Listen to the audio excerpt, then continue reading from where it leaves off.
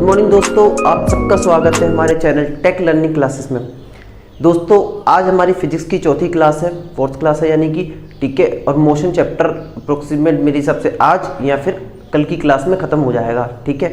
आज हम जो गति के 3 समीकरण होते हैं उनके बारे में पढ़ेंगे और न्यूटन के जो 3 नियम है उनके बारे में भी पढ़ेंगे, ठीक है। तो चलो स्टार्ट करते हैं, ठीक है। और उससे पहले अगर आपको हमारी वीडियोस पसंद आ रही हो तो चैनल को सब्सक्राइब करें, लाइक करें और शेयर करें, ठीक है दोस्तों। चलो तो आज की हेडिंग है गति के समीकरण। गति के समीकरण, गति के समीकरण या फिर इक्वेशन ऑफ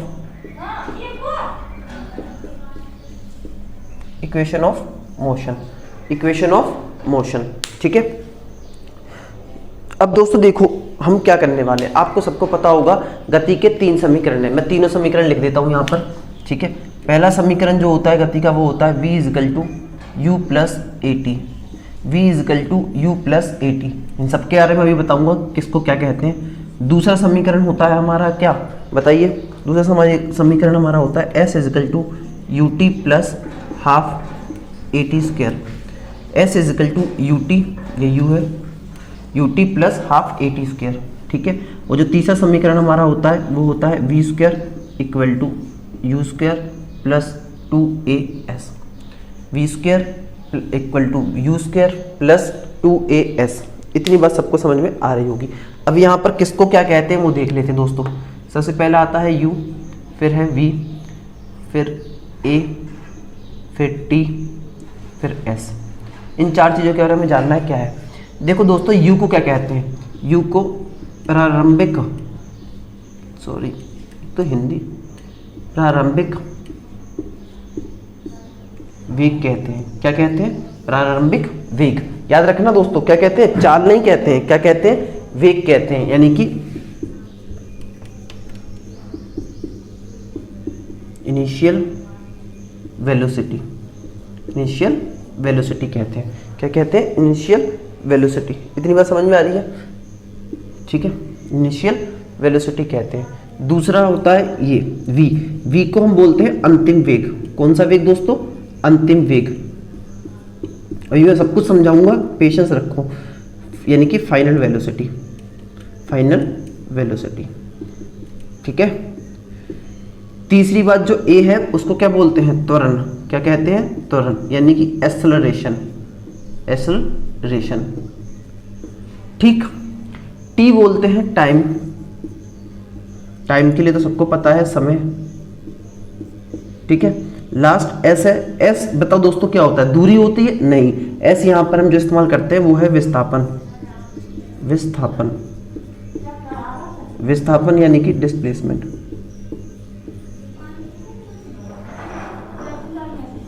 विस्थापन यानी कि डिस्प्लेसमेंट। इतनी बातें सबको समझ में आ रही होंगी, इतनी बातें सबको समझ में आ रही होंगी। मैं एक और काम कर देता हूं दोस्तों, इसकी यूनिट्स और लिख देता हूं। जैसे वेग का मात्रक क्या होता है, मीटर पर सेकंड, तो इसका भी क्या होगा, मीटर पर सेकंड ही, चाहे फाइनल हो या इनिशियल। इसका जो मात्रक होता है वो होता है मीटर पर सेकंड स्क्वायर। इसका जो मात्रक होगा वो होगा सेकंड। जो इसका मात्रक होगा विस्थापन का वो क्या होता है, मीटर। ये सबका आपको पता होगा, मैंने बस वैसे ही लिख दिया ताकि आपको थोड़ी सी जानकारी हो जाए, ठीक है। अब देखो दोस्तों ये 3 समीकरण है, ठीक है। इन 3 समीकरणों की सहायता से हम बहुत सारे न्यूमेरिकल सॉल्व कर सकते हैं, ठीक है। बहुत सारे न्यूमेरिकल सॉल्व कर सकते हैं, ठीक है। इसके अलावा हमारे पास और कुछ नहीं है, एक तरीका है जिससे कि आप बिना इनके भी फॉर्मूले सोल्व कर सकते हो, मतलब न्यूमेरिकल्स को सोल्व कर सकते हो, वो आपको बताऊंगा। पर अभी के लिए हम इसके ऊपर करते हैं काम, ठीक है। चलो तो शुरू करते हैं। ये सबने नोट डाउन कर लिया होगा, चलो आगे चलते हैं। इसको मिटा देते हैं, ठीक है। न्यूमेरिकल्स लिखना शुरू करेंगे, धीरे धीरे आगे बढ़ेंगे, फिर समझ में आएगा, ठीक है। मैं तीनों समीकरणों को एक काम करता हूँ, यहाँ पे लिख देता हूँ ताकि आपको सामने दिखते रहे। u plus A t, s is equal to u t plus half a t square, v square equal to u square plus 2as। इतनी बात सबको समझ में आ रही होगी। ये तीनों तो समीकरण है। अब दोस्तों देखो क्या क्या हो सकता है। मैं ये कह रहा हूँ कि ये एक रास्ता है, ठीक है। यहाँ पर क्या है, यहाँ पे क्या है, हमारी एक कार है, मान लो ये मेरी एक कार है, ठीक है, ये क्या है, एक कार है, ठीक। अभी ये रेस्ट में है, किस में है, रेस्ट में। मैं इसे यहाँ से यहाँ पर ले आया, जहाँ यहाँ तक आ गई है, ए पोजीशन से कहाँ पर आ गई, बी पर आ गई, जहाँ पर जो इसका वेग है वो कितना हो गया है, मान लेते हैं कितना है, 60 मीटर पर सेकंड हो गया है। कितना हो गया है, 60 मीटर पर सेकंड हो गया है। मतलब यहाँ से यहाँ तक, रेस्ट से 60 मीटर पर सेकंड तक वो आ गई, और कितने सेकंड में, 10 सेकंड में। कितने सेकंड में, 10 सेकंड में। टाइम कितना लग गया, 10 सेकंड। तो दोस्तों आपसे पूछा है, मान लीजिए कि त्वरण बताओ, ठीक है, क्या बताओ, त्वरण और विस्थापन बताओ, त्वरण बताओ और विस्थापन बताओ। मेरी बात को ध्यान से समझना, मैं क्या न्यूमेरिकल दे रहा हूँ। मैं ये कह रहा हूँ कि एक कार है जो कि रेस्ट में है, मतलब विरामावस्था में है। रेस्ट मतलब किस में है, विरामावस्था में। किस में है, विरामावस्था में। एक कार है जो विरामावस्था में है ए पोजीशन पर। कुछ समय बाद हमने 10 सेकंड बाद देखा तो वो कार बी पोजीशन पर आ गई, और उस समय उसकी चाल कितनी है, 60 मीटर पर सेकंड। उसकी चाल कितनी है, 60 मीटर पर सेकंड। तो आपको ये बताना है कि कार ने चलो गति कर ली, उसका त्वरण क्या था, एक्सेलरेशन क्या था, और उसने कितना विस्थापन तय किया इन 10 सेकंडों में। बताइए दोस्तों, कोशिश करो, आप लोग कोशिश करो, फिर देखते हैं। देखो दोस्तों, एक क्वेश्चन मैं बता देता हूं। देखो दोस्तों, सबसे पहले आप क्या है, अगर आपको इक्वेशन से सॉल्व करना है तो सबसे पहले आप गिवन चीजें लिख लो। अब जैसे आपको गिवन क्या क्या है, अब बिल्कुल ध्यान से मेरी बात को समझना। गिवन देखो, रेस्ट में है, रेस्ट में मतलब प्रारंभिक वेग, रेस्ट में स्टार्टिंग में था ना, रेस्ट में मतलब वेग कितना है, 0, और ये स्टार्टिंग में था, तो हमारा u इक्वल टू क्या आ गया, 0। अच्छा, फाइनल कितना है, ये आखिर में कितना है, 60, तो मतलब ये v हो गया कितना, 60 मीटर पर सेकंड। चलो अगली बात, टाइम कितना लग गया दोस्तों, टाइम लग गया कितना, 10 सेकंड। कितना लग गया, 10 सेकंड। टाइम कितना लग गया, 10। आपको निकालना क्या है, ए निकालना एस। अब आप देख लो, दो चीजें, तीन चीजें दे रखी हैं, दो निकालनी। किस समीकरण में, वी यू टी, ए निकल जाएगा समीकरण से। तो गति के समीकरण, पहले गति के समीकरण से मैं यहाँ कर देता हूँ, तो v is equal to you plus A t. यहाँ से आपको ए निकालना है, तो यहाँ पे v की वैल्यू कितनी है, 60, u की वैल्यू 0, ए की वैल्यू निकालनी है, और t का मान कितना है, 10। आप क्या कीजिए, 60, ये 0 तो ऐड होगा नहीं, तो ये 10 हो जाएगा। एक 0 से 0 कट गया, क्योंकि ये भाग में जाएगा। चाहो तो मैं करके दिखा सकता हूँ, ठीक है। ये नीचे आएगा 60/10 इक्वल टू ए, तो 0 से 0 कट गया, तो ए इक्वल टू क्या आ गया, 6 मीटर पर सेकंड स्क्वायर, 6 मीटर पर सेकंड स्क्वायर। तो हमारा त्वरण क्या आ गया, 6 मीटर पर सेकंड स्क्वायर। तो हमारा त्वरण क्या आ गया, 6 मीटर पर सेकंड स्क्वायर। इतनी बात सबको समझ में आ रही है, ठीक है। एक चीज तो निकल गई। अब दूसरी चीज जो निकालनी थी मैं यहाँ पे निकाल देता हूँ। दूसरी चीज मान लीजिए हमें क्या निकालना था, विस्थापन। तो विस्थापन के लिए समीकरण होता है s is equal to u t plus half a t square, u t plus half a t square. आपको पता है यू तो वैसे ही 0 है, तो 0 इंटू टी कुछ भी कर दो 0 हो जाएगा। हाफ ए की वैल्यू कितनी है, 6, टी की वैल्यू कितनी है, 10 का स्क्वायर। मतलब 10 है तो 10 का स्क्वायर हो गया। ये तो 0 हो गया, 2 एकम 2, 2 3 6, तो ये हो जाएगा 3 गुणे 10 का स्क्वायर 100, मतलब 300। तो विस्थापन कितना हो गया दोस्तों, तो विस्थापन हो गया 300 मीटर। तो विस्थापन कितना हो गया दोस्तों, 300 मीटर। इतनी बात सबको समझ में आ रही होगी। सिंपल है, कुछ भी नहीं किया मैंने सिर्फ आपको एक इक्वेशंस बताई हैं 3।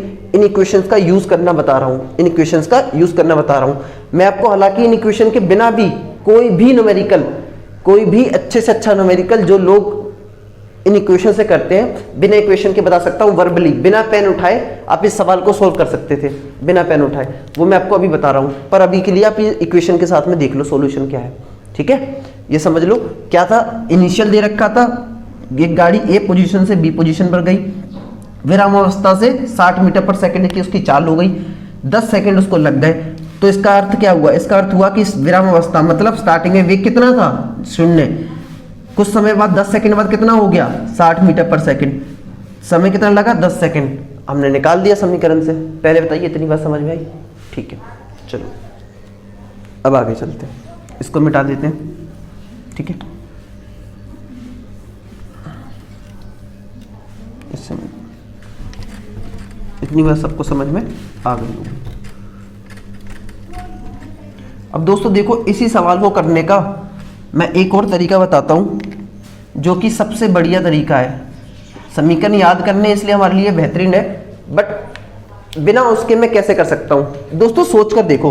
अब आप मेरी बात को बिल्कुल ध्यान से समझना, जो ये बातें मैं कहने वाला हूं ये आपका मोशन चैप्टर को अलग ही लेवल पे ले जाएगा, ठीक है, आपको अलग ही लेवल पे समझाएगा, आपको समझ में आएगा बहुत अच्छे लेवल पे। अब मेरी बात ध्यान से समझो दोस्तों, हमने जब पढ़ा था तो हमने कहा था वेग क्या होता है, हमने कहा एकांक समय में जो दूरी चलते हैं, किसी एक समय में चली गई दूरी को क्या कहते हैं, वेग कहते हैं, ठीक है। मतलब 1 घंटे में जितनी दूरी चली वही क्या है, वेग, सॉरी विस्थापन जितना किया वही क्या है, वेग। इसी तरीके से एक्सेलरेशन पे आ जाओ दोस्तों, एक्सेलरेशन यानी कि त्वरण, त्वरण का जो सूत्र होता है नॉर्मल वो होता है A = delta V upon delta T, मतलब वेग परिवर्तन की दर, वेग परिवर्तन की दर, ठीक है, और नीचे क्या है, समय परिवर्तन या समय, ठीक। तो दोस्तों अब मेरी बात समझना ध्यान से, कहने का मतलब क्या है कि किसी एक पर्टिकुलर समय में, मान लो किसी समय में जितना भी परिवर्तन होगा, 1 सेकंड में जितना परिवर्तन होगा वेग में, 1 सेकंड में वेग में जितना परिवर्तन होगा उसी को क्या बोलेंगे, त्वरण। जैसे आपने विस्थापन का निकाला था उसी तरीके से अगर मैं यहाँ पे 1 सेकंड ले लूं तो आप कह नहीं सकते हो कि 1 सेकंड में अगर मैं इसको 1 ले लूं तो A बराबर क्या हो जाएगा, डेल्टा V। कहने का मतलब 1 सेकंड में वेग में जितना परिवर्तन हो गया, वेलोसिटी में जितना चेंज हो गया, उसी को क्या बोल देंगे, त्वरण बोल देंगे, उसी को क्या बोल देंगे, त्वरण।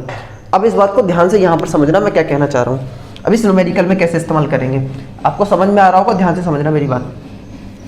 देखो हाँ, एक बात और एक समझ लो, अगर त्वरण मान लो दिया हुआ है, त्वरण बोला हुआ है 10 मीटर पर सेकंड, क्या दिया है, 10 मीटर पर सेकंड स्क्वायर, 10 मीटर पर सेकंड स्क्वायर। तो इसका मतलब पता क्या है, इसका मतलब है कि हर सेकंड अगर ये पॉजिटिव में है, देखो ये पॉजिटिव है, पॉजिटिव मतलब प्लस हो रहा है, इसका मतलब है हर सेकंड जो वस्तु के हम त्वरण की बात कर रहे हैं, हर सेकंड उसका जो त्वरण 10 मीटर पर सेकंड स्क्वायर है, इसका मतलब होगा कि हर सेकंड उसकी वेलोसिटी कितनी बढ़ रही है, 10 मीटर पर सेकंड। कहने का मतलब अगर शुरुआत में उसकी वेलोसिटी 20 मीटर पर सेकंड थी तो अगले सेकंड हो जाएगी 30 मीटर पर सेकंड, उसके अगले सेकंड 40 मीटर पर सेकंड, उसके अगले सेकंड 50 मीटर पर सेकंड, उसके अगले सेकंड 60 मीटर पर सेकंड। मतलब हर सेकंड वेलोसिटी बढ़ रही है। अगर एक्सेलरेशन कैसा है, पॉजिटिव, जितना एक्सेलरेशन होगा उतनी ही वेलोसिटी हर सेकंड बढ़ रही होगी। अगर एक्सेलरेशन नेगेटिव है, त्वरण नेगेटिव है, तो इसका मतलब क्या है, हर सेकंड उतनी ही वेलोसिटी कम हो रही होगी। अगर किसी का त्वरण मान लीजिए -20 मीटर पर सेकंड स्क्वायर है, वही माइनस में, इसका मतलब है अगर उसकी स्पीड पहले 100 थी तो अगले सेकंड कितनी रह जाएगी, 80, उसके अगले सेकंड 60, उसके अगले सेकंड 40, उससे अगले सेकंड 20 और उसके अगले सेकंड 10। मतलब हर सेकंड 20 कम होगी, तभी उसका एक्सेलरेशन माइनस का 20 मीटर पर सेकंड स्क्वायर होगा। इतनी बात सबको समझ में आ रही होगी। ये बहुत अच्छी बात है जो आपको समझनी पड़ेगी। अगर आप ये समझ गए तो आप बिना फॉर्मूले के, बिना किसी चीज के, पेन उठाए बिना सवाल को कर सकते हो। अब मैं बताता हूँ कैसे। दोस्तों आप बस इतना बताओ कि विराम अवस्था मतलब शुरू में गति कितनी थी, 0। आप ये बताओ, क्या ऐसा न्यूमेरिकल मैंने आपको करना नहीं सिखाया, आपको विस्थापन निकालना है यहाँ से। ऐसा न्यूमेरिकल याद करो बिना इक्वेशन के, जो हमने पढ़ लिया उसी से। इसीलिए मोशन चैप्टर इंपॉर्टेंट है, फिजिक्स यही है, आप लिंक करके पढ़ो। ध्यान से मेरी बात समझना, मैंने आपको ऐसा क्या विस्थापन निकालना नहीं बताया था, आपको पता था कि दूरी बराबर क्या होता है। अगर विस्थापन निकालना, मान लीजिए मुझे विस्थापन निकालना, तो आपको पता था ना कि अगर इस तरीके का कोई सवाल हो, प्रारंभिक वेग देखा हो, अंतिम वेग दे रखा हो और बीच की दूरी दे रखी हो, तो हम क्या कहते थे, औसत वेग इनटू समय। तो भैया औसत वेग क्या आएगा, औसत वेग कैसे निकलता था, इन दोनों को जोड़ते थे, इन दोनों का आधा करते थे, मतलब 0 + 60/2 मल्टीप्लाई समय कितना है 10, ये 16/2 इंटू 10, ये हो गया 30 × 10 300, कितना हो गया 300 मीटर। क्या दोस्तों आंसर सेम नहीं आया, क्या आंसर सेम नहीं आया, क्या हमें जरूरत पड़ी इस गति के समीकरण की, नहीं पड़ी। वही मैं आपको समझाना चाह रहा हूं, जरूरी है, इंपॉर्टेंट है, पढ़ने भी है, पर अगर हमें टाइम बचाना है, एग्जाम में करना है जल्दी, तो देखो कितनी जल्दी हो गया, कुछ भी नहीं सोचना, फटाफट हो जाए। हालांकि मैंने ये लिखा है, लिखने की जरूरत थोड़ी थी। 0 और 60 कितना होता है, 60 में 2 से भाग करोगे 30 और 30 में 10 का गुणा करोगे कितना आएगा 300, वर्बली हो गया, मतलब मुंह से ही बोल के बिना पेन उठाए हो गया। अब देखो आपको मैं वो भी निकाल के दिखाता हूं, त्वरण निकाल के दिखाता हूं। आप मेरी बात समझो दोस्तों, त्वरण किसको कहते हैं, मैंने बताया त्वरण कहते हैं वेग परिवर्तन की दर को, delta we upon delta T. ये निकाल दो।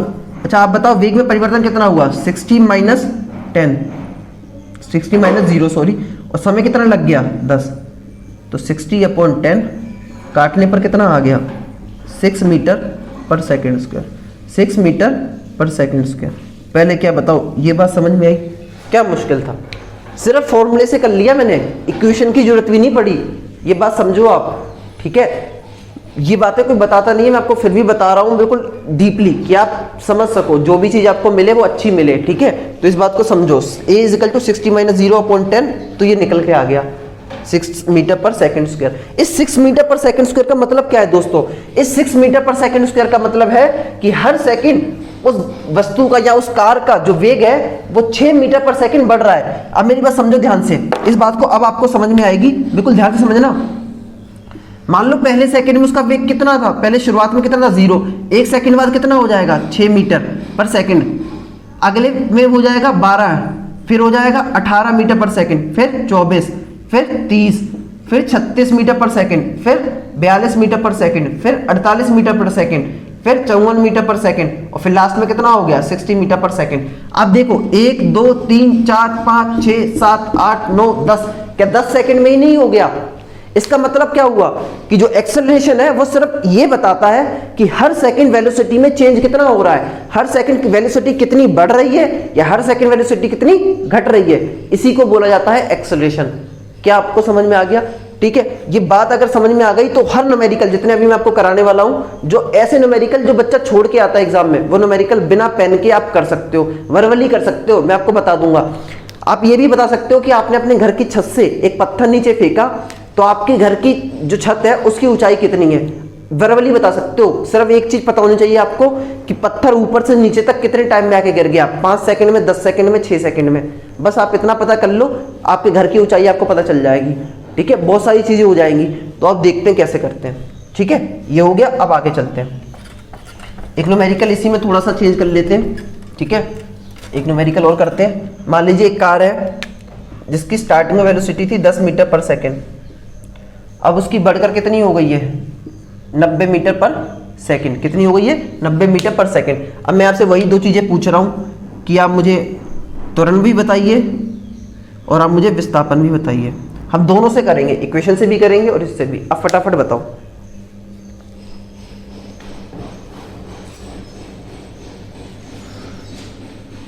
चलो मैं बताता हूं। देखो दोस्तों क्या बात है, पहले हम करते हैं किससे, अपने वर्बली मेथड से, जैसे हम जल्दी जल्दी कर सकते हैं। अब देखो दोस्तों क्या है, सोच के देखो, स्पीड कितनी हो गई 10 से 90, 10 से कितनी हो गई 90, कितने सेकंड में हो गई 10 सेकंड में हो गई। 10 से 90 कितने सेकंड में हो गई 10।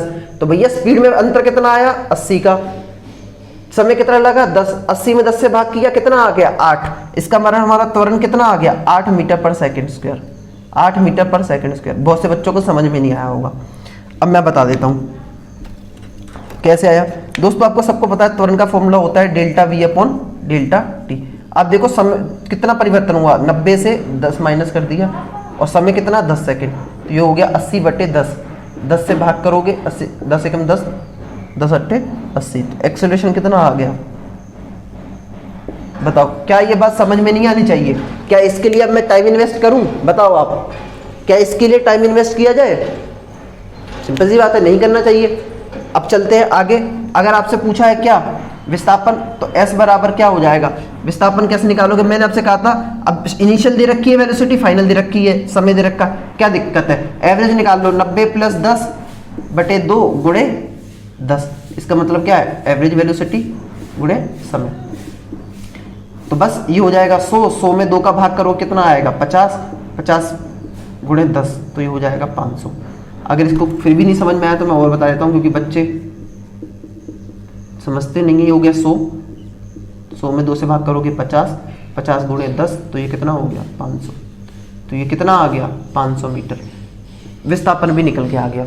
इतनी बात समझ में आ रही है सबको? इसको नोट डाउन कर लो। ठीक, चलो मिटा देते हैं इसको। ठीक है, अब इसी सवाल को दोनों तरीके से करना है दोस्तों। देखो इक्वेशन भी सीखनी है, इक्वेशन भी वैल्यूएबल है। ठीक है, इक्वेशन से करते हैं। तो पहली इक्वेशन हम कौन सी लगाएंगे, v is equal to u plus 80 लगा दो। v कितना आया है 90 फाइनल, u कितना है 10, a कितना है निकालना है, t 10 है। इसको इधर लाओगे तो हो जाएगा 90 माइनस 10, ये हो जाएगा 10a, ये हो जाएगा 80 इक्वल टू 10a, तो 0 से 0 कट गया, तो a बराबर कितना आ गया 8 मीटर पर सेकेंड स्क्वायर। इतनी बात सबको समझ में आ रही होगी क्योंकि त्वरण का मात्रक होता है मीटर पर सेकेंड स्क्वायर। दूसरा देखते हैं। दूसरा आप बताओ, दूसरा वाला समीकरण कौन सा लगा, विस्थापन निकालना, तो s is equal to u t plus half a t square. ठीक, तो s इजिकल टू u कितना है दोस्तों 10, t कितना है 10 प्लस हाफ a कितना आया है 8, t स्क्वायर मतलब 10 का स्क्वायर, 2 एकम 2, 2 दूनी 4, ये तो हो जाएगा दोस्तों 100, 10 गुणे 10, ये हो जाएगा 4 गुणे, कुछ मिस्टेक की है क्या हमने,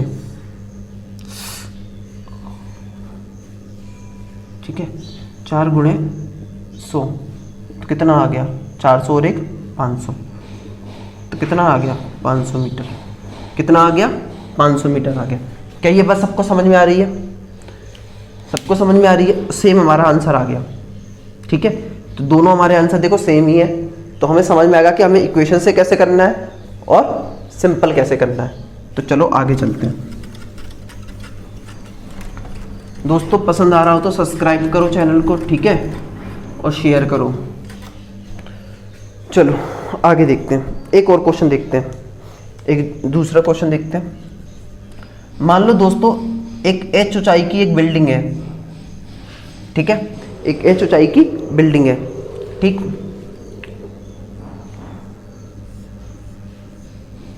ठीक, यहाँ पे आप खड़े हुए हो, ठीक है, आपकी हाइट को नेग्लिजिबल मान लेते हैं, क्या मान लेते हैं, नेग्लिजिबल मान लेते हैं, क्या मान लेते हैं, नेग्लिजिबल मतलब मानते नहीं हाइट को।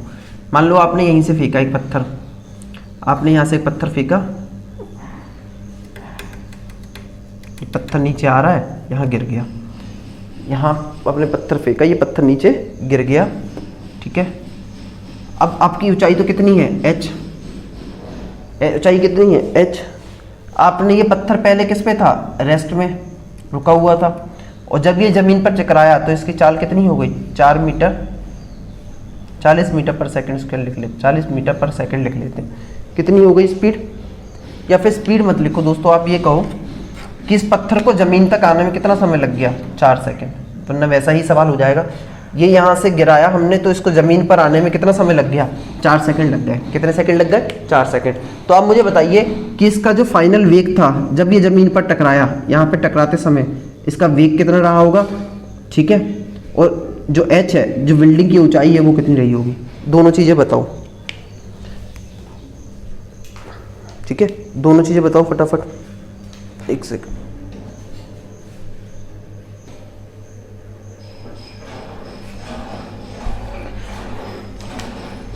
चलो दोस्तों मैंने आपको टाइम भी दे दिया, ठीक है।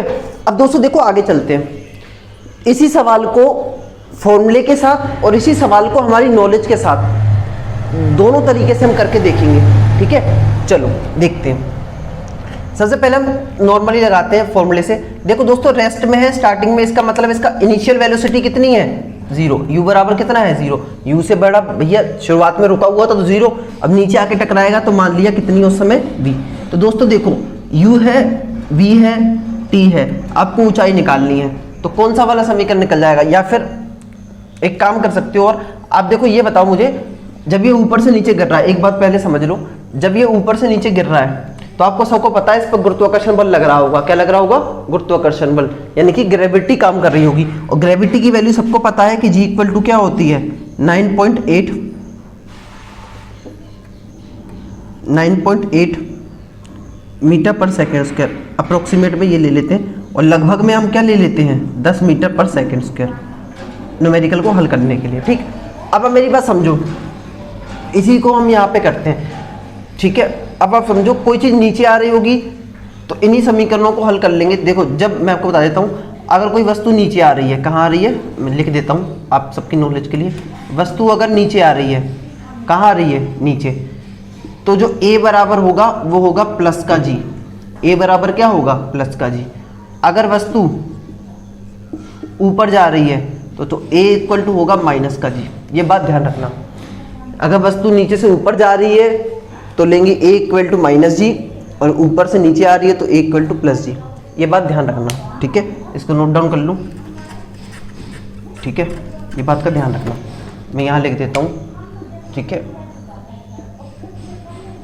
ऑब्जेक्ट नीचे जा रहा है तो a equal to plus g, object ऊपर जा रहा है माइनस जी, ठीक। चलो अब आ जाओ पहले, तो v इक्वल टू यू, और वस्तु कहाँ से कहाँ आ रही है, ऊपर से नीचे, तो प्लस का जी टी, ठीक, एक ही जगह g ले लिया। अब ये बताओ v कितना है, फाइनल वेलोसिटी हमें निकालनी है, u कितना है 0, g की वैल्यू सबको पता है, हम 10 ले सकते हैं लगभग, और 4 सेकंड लगे हैं, तो v इक्वल टू कितना आ गया 40, 4 गुणे 10। तो वस्तु की जो चाल है जब वो धरती पर टकराती है तो कितनी हो जाएगी दोस्तों, 40 मीटर पर सेकंड। सिंपल सी बात है, समझ में आ गई होगी। दूसरी बात, अब हमें क्या निकालना है, ऊंचाई निकालनी है h। अब s को यहाँ पे दोस्तों आप क्या ले सकते हो, h, ठीक, तो h is equal to u t plus half, एक ही जगह क्या आएगा g और t स्क्वायर, तो h इक्वल टू यू कितना है दोस्तों 0, तो 0 में किसी भी चीज़ का मल्टीप्लाई करो तो 0 ही हो जाता है, हाफ g की वैल्यू 10, t स्क्वायर, t कितना है 4, 4 का स्क्वायर। अब देखो दोस्तों ये हो गया 5, ठीक, ये 0, ये हो जाएगा 5 गुणे 4 का स्क्वायर 16, 16 पंजे 80, तो h इजकल टू आ गया 80 मीटर। मतलब इस बिल्डिंग की ऊंचाई कितनी हो गई, 80 मीटर हो गई। इस बिल्डिंग की ऊंचाई कितनी हो गई दोस्तों, 80 मीटर। हमने दोनों ही समीकरणों से आसानी से हल कर लिया। इतनी बात सबको समझ में आ रही है, ठीक है। चलो अब आगे चलते हैं। इतनी बात सबको समझ में आ गई है अगर, तो अब आगे देखते हैं, ठीक है। अब दोस्तों देखो, इसी सवाल को हम बिना पेन उठाए भी कर सकते थे। कैसे करेंगे इस बात को भी समझ लो दोस्तों। ये बताओ, मैंने आपको बताया g बराबर, g की वैल्यू कितनी होती है सबको पता है, 10 मीटर पर सेकंड स्क्वायर।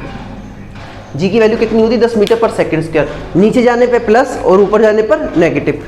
अब ये बताओ, कोई वस्तु रेस्ट में है, 4 सेकंड बाद उसका वेग नीचे वेग निकालना धरती पर कितनी जगह, कितनी टाइम बाद टकरा गई वो, 4 सेकंड में। कितने सेकंड में, 4। और त्वरण का मतलब ही क्या होता है दोस्तों, कि हर सेकंड उसका वेग कितना बढ़ गया, 10 मीटर पर सेकंड स्क्वायर। यानी कि त्वरण का मतलब है कि जितना त्वरण है उतना उसके हर सेकंड वेग बढ़ रहा है या फिर वेग घट रहा है। यहाँ बढ़ने की बात हो रही है।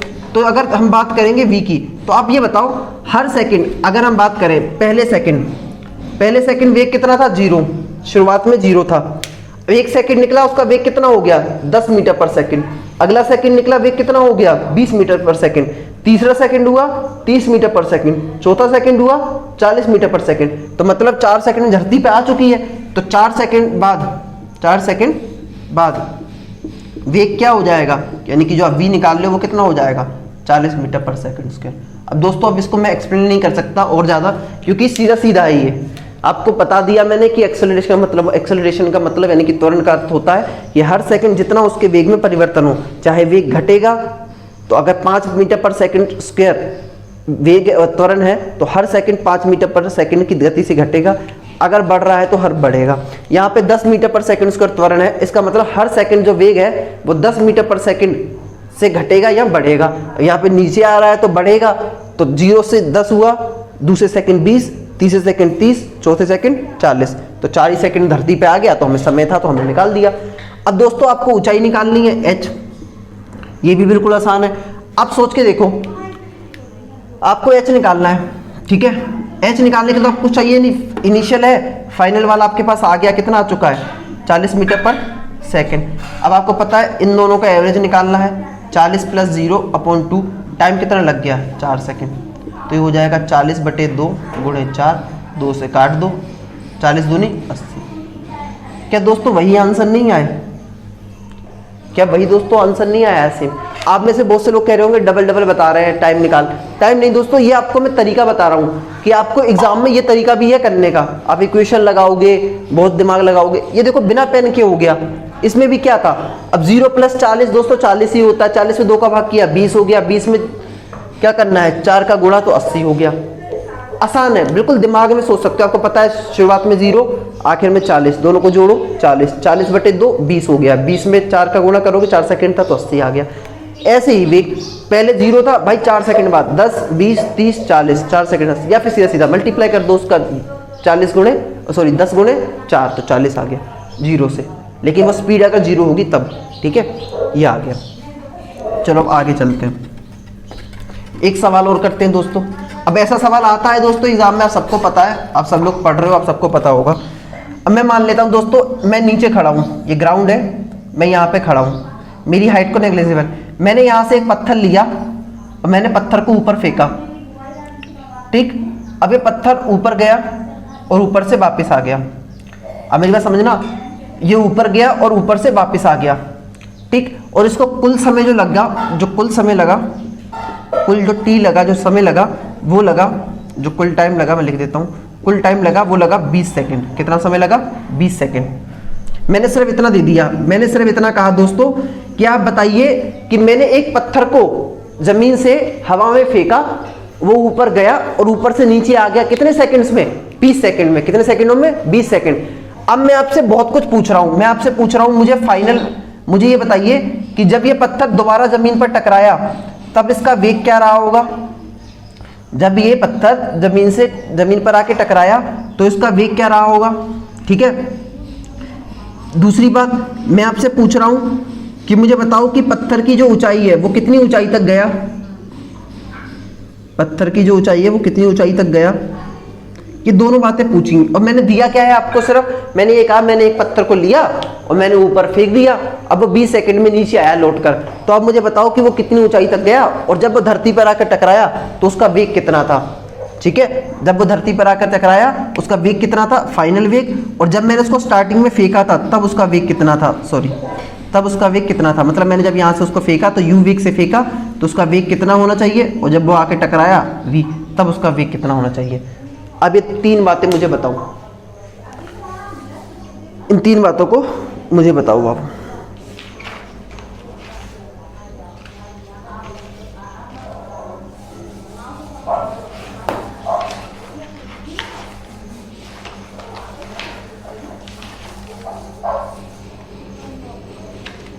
इन 3 बातों को बताओ।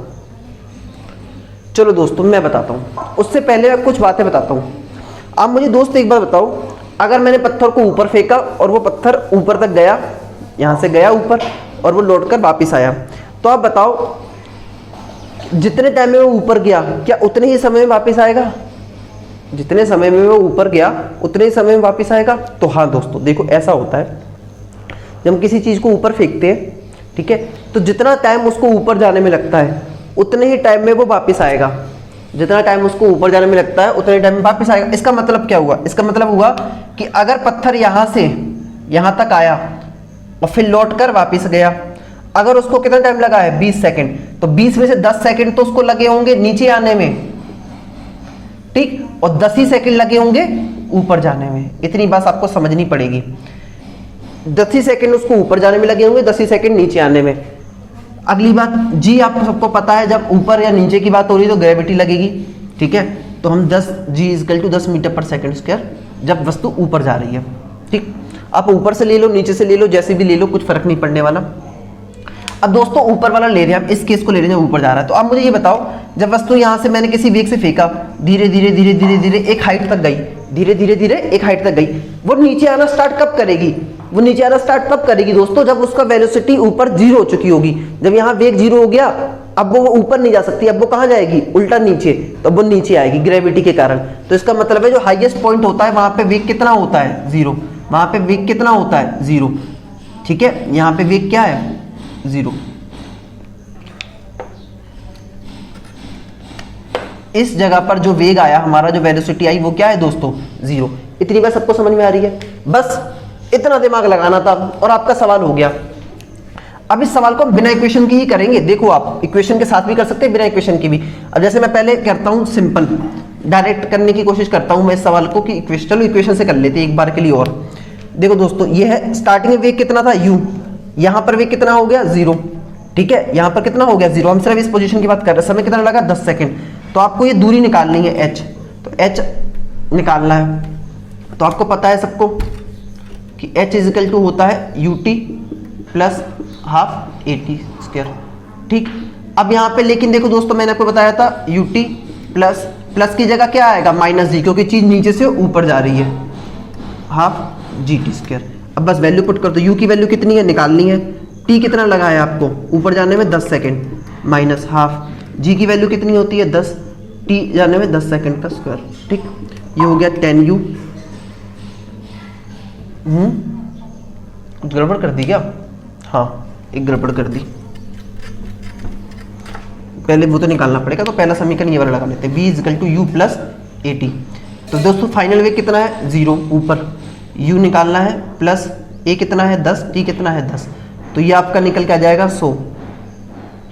ये सॉरी मैंने g लिख देते हैं यहाँ पे सीधा सीधा, माइनस GT, क्योंकि ऊपर जा रही है ना तो ये माइनस का, ये इधर आएगा तो हो जाएगा 100 u इजिकल टू, तो u इजिकल टू 100 मीटर पर सेकेंड। यह आ गया आपकी स्टार्टिंग में वेग, क्या आ गया 100 मीटर पर सेकेंड।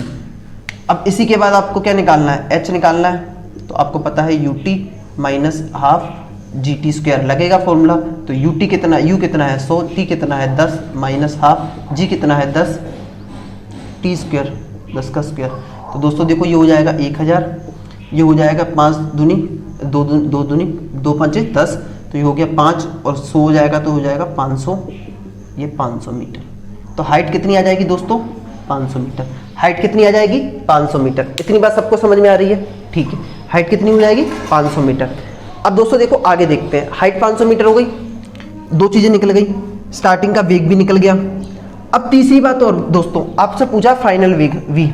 अब दोस्तों मैं आपको बताता हूं, किसी भी वस्तु को जिस वेग से आप फेंकोगे उसी वेग से वो वापस आएगी, जिस वेग से आप फेंकोगे उसी वेग से वापस आएगी। इसका मतलब जो u था वही क्या होगा v, मतलब 100 मीटर पर सेकेंड, 100 मीटर पर सेकेंड। इतनी बात सबको समझ में आ गई होगी। ठीक है, तो चलो इसको मिटा के मैं आपको शॉर्ट बताता हूँ। ठीक है, ये तो हो गया आपका डिटेल में। अब दोस्तों देखो शॉर्ट में कैसे करना है, आप बिल्कुल लॉजिक लगाओ, बिल्कुल ध्यान से समझो। अब सबको पता होना चाहिए g कितना है 10 मीटर पर सेकंड स्क्वायर। मैं आपको बार बार बोल रहा हूं कि g का मतलब होता है कि हर सेकंड जितनी वेलोसिटी बढ़ रही है या जितनी वेलोसिटी घट रही है। लॉजिक लगाओ, स्टार्टिंग में मैंने कुछ ना कुछ वेग से उसको फेंका होगा, कुछ ना कुछ वेग से फेंका होगा। अब सोच के देखो 10 सेकंड में उसका वेग कितना हो गया 0, 10 सेकंड में उसका वेग कितना हो गया 0। इसका मतलब हर सेकंड 0 घटता गया होगा वो, भाई हर सेकंड घटा होगा तभी आखिर में जाके क्या हो गया 0। तो भाई 10 सेकंड में 0 कब हो सकता है? देखो इसको उल्टा करो, 0 से कितना हो जाएगा 10, 20, 30, 40, 50, 60, 70, 80, 90, 100, मतलब 10 सेकंड में कितना लौट कर आ गया 100 पर। तो हम कह सकते हैं, या फिर इधर से ले लो कि यहाँ पे 0 है, अगले सेकंड 10 हो जाएगा, अगले सेकंड 20, अगले सेकंड 30, 40, फिर 50, 60, 70, 80, 90, 100, मतलब 10 सेकंड में जो वेग हो जाएगा 10 सेकंड में वेग में परिवर्तन, वेग में परिवर्तन जो होगा वो कितना हो जाएगा 100 मीटर पर सेकंड का। और यही तो आपको देखना कितना परिवर्तन हो गया 100 का। तो स्टार्टिंग में आपका वेग कितना था u इजिकल टू 100 मीटर पर सेकंड, और ये आपको मैंने बता ही दिया जितने वेग से आप फेंकोगे उतनी वेग से कोई चीज गिरेगी। तो u और v दोनों निकल गए बिल्कुल आसानी से, बिल्कुल आसानी से निकल गया। अब आपको क्या निकालना दोस्तों, ये दूरी, तो h निकालना तो बहुत आसान है। ये वाला वेग आपको पता चल गया 100, ये वाला 0। अब मैं डायरेक्ट कर रहा हूं, 100 और 0 कितना हो गया 100, 100 में 2 से भाग किया 50, 100 में 2 से भाग किया 50, और कितना समय लगा 10, 50 गुने 10 500। तो देखो ये हो जाएगा 100/2 गुणे 10, 50, ये हो गया 500 मीटर। ठीक है, ठीक है दोस्तों। देखो दोस्तों ये था हमारी फिजिक्स की 4th क्लास। आज हमने गति के तीनों समीकरण के बारे में पढ़ लिया, गति के तीनों समीकरण से कुछ कुछ न्यूमेरिकल भी लगा लिए। ठीक है, अब दोस्तों इसके आगे की जो बात है अब हम कल करेंगे, कल हम इस चैप्टर को खत्म कर देंगे। ठीक है, ज्यादा लंबा लेक्चर ना हो इसलिए अभी खत्म करना पड़ रहा है। और दोस्तों दूसरी बात और, इस चैप्टर को खत्म करने के बाद 2 क्लास हम एक काम करेंगे, 2 क्लासेस में क्या करेंगे, इसके क्वेश्चंस भी लगा लेंगे। ठीक है, जो प्रीवियस ईयर में क्वेश्चंस आए हुए हैं वो क्वेश्चंस लगा लेंगे। ठीक है, जिससे आपको हेल्पफुल रहेगा, आपके लिए मददगार रहेगा। ठीक है, पर उससे पहले दोस्तों एक बात सब लोग देखते हो, प्लीज चैनल को सब्सक्राइब करो, शेयर करो। ठीक है, जितना हमसे हो पा रहा है उतना बेस्ट कंटेंट दे रहे हैं। मैं आपसे वादा करता हूं, अब यूट्यूब पे पूरे पे सर्च कर लेना, आपको इस तरह का कंटेंट नहीं मिलेगा, इतनी डिटेल में कोई नहीं बताता। 4 लेक्चर हो चुके हैं मोशन के ऊपर। 4 लेक्चर में तो आदमी 3 ही लेक्चर में खत्म कर देगा मैक्सिमम मोशन, या 2 ही में, ठीक है। सीधा वो गति के समीकरण बताएगा, एक न्यूमेरिकल बता देगा सीधा सीधा, वो भी आपको ये मेथड नहीं बताएगा कोई, वो सीधा सीधा अपना बताएगा, क्योंकि उन्हें पेड कोर्स बेचने हैं अपने।